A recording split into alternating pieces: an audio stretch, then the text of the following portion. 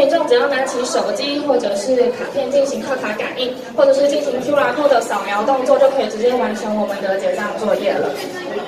现在就可以直接将商品成功的取出来。这是东市的所生产的胡萝卜。